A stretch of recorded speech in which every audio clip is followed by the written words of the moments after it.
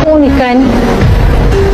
Kau ingat aku, mak kau ni cekia tak pandai masak. Selama ni aku membesarkan kau, ni badan kau dah sampai macam orang anak 10 ni. Apa?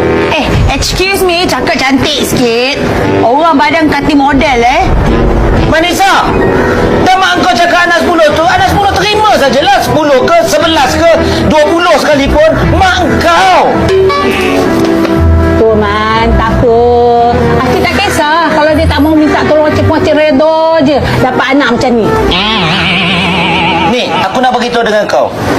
Cakap bubuk lambuk tu, kau bagi je, serahkan kepada mak kau. Mak kau tu otai, dia tahulah macam mana nak masak. Bubuk lambuk tu. Yang kau payah-payah sampai nak bayar orang. Nak rasuah orang tu buat apa? Pakai mak kau.